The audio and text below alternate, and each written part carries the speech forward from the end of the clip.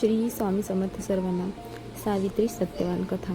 फार पूर्वी मद्र देशात अश्वपती नावाचे एक पराक्रमी आणि धर्मप्रिय राजा राज्य करत होते. त्यांच्याकडे सर्व काही होते, पण एकच दुःख होते, त्यांना मूल होत नव्हते. राजा आणि राणीने अनेक वर्षे देवी सावित्रीची कठोर उपासना केली. शेवटी देवी प्रसन्न झाली आणि त्यांना कन्यारत्न प्राप्त झाले. देवीच्या आशीर्वादाने जन्म झाल्यामुळे त्या मुलीचे नाव ठेवण्यात आले सावित्री. सावित्री लहानपणापासूनच अत्यंत बुद्धिमान, सुंदर, नम्र आणि धाडसी होती. काळ पुढे सरकला. सावित्री आता विवाहयोग्य झाली. राजाने तिला स्वतःसाठी योग्य वर निवडण्याची परवानगी दिली. एक दिवस ती वनात गेली. तिथे तिने सत्यवान नावाच्या राजपुत्राला पाहिले. सत्यवान अत्यंत प्रामाणिक, मेहनती आणि सद्गुणी होता. तो जंगलात राहून आपल्या आईवडिलांची सेवा करत होता. सावित्रीने त्यालाच आपल्या जीवनसाथी म्हणून निवडले.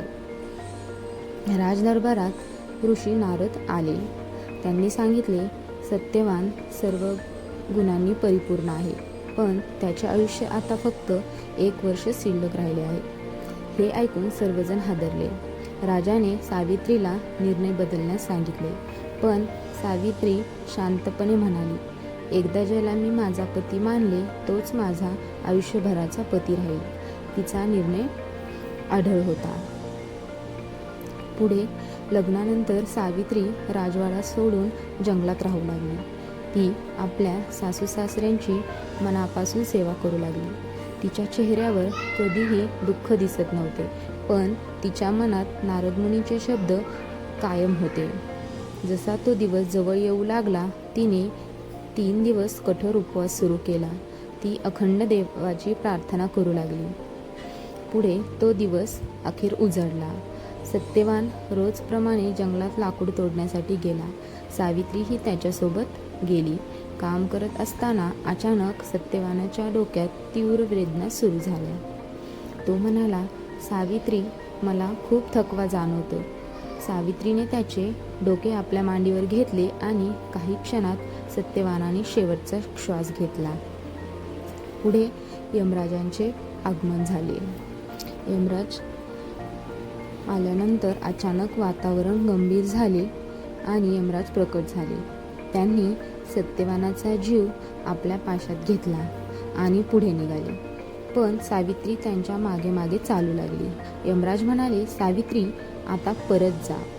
सावित्री नम्रपणे म्हणाली, पत्नीचे कर्तव्य म्हणजे पतीसोबत शेवटपर्यंत राहणे. यमराज तिच्या भक्तीने प्रभावित झाले आणि त्यांनी तिला 3 वरदान मागण्यास सांगितले. यमराजांनी म्हटले, माग, तुला 1 वरदान देतो. सावित्री म्हणाली, माझ्या सासऱ्यांची दृष्टी परत मिळू दे. यमराज म्हणाले, तथास्तु. आणि यमराज पुढे निघाले. सावित्री पुन्हा त्यांच्या मागे मागे चालू लागली. यमराजांनी 2रे वरदान दिले. सावित्री म्हणाली, माझ्या सासऱ्यांना त्यांचे हरवलेले राज्य परत मिळू दे. यमराज म्हणाले, तथास्तु. पण सावित्री तरीही थांबली नाही. ती पुन्हा पुन्हा यमराजासोबत चालत राहिली. यमराज तिच्या बुद्धिमत्तेने प्रभावित झाले. ते म्हणाले, हा शेवटचा वर माग. सावित्री म्हणाली, मला आणि सत्यवानाला 100 पुत्र होत असे वरदान पाहिजे. यमराजांनी विचार न करता म्हटले, तथास्तु. पण लगेच त्यांना आपली चूक लक्षात आली. सत्यवान जिवंत नसेल तर हे वरदान पूर्ण कसे होणार? सावित्रीच्या बुद्धिमत्तेसमोर यमराजही नतमस्तक झाले. त्यांनी सत्यवानाचे प्राण परत केले आणि सत्यवान पुन्हा जिवंत झाला. राजा उमतसेन यांना दृष्टी परत मिळाली. त्यांचे राज्यही परत मिळाले.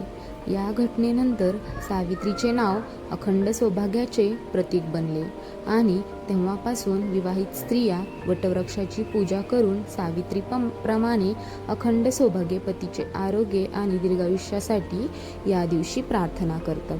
तर फ्रेंड्स, ही कथा तुम्हाला कशी वाटली ते कमेंट करून मला नक्की कळवा आणि वटपौर्णिमेच्या दिवशी ही कथा आवर्जून ऐका किंवा वाचा.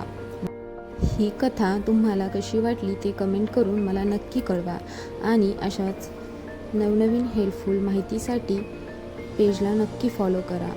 चला तर मग भेटूया अशाच एका नवीन व्हिडिओमध्ये. तोपर्यंत श्री स्वामी समर्थ.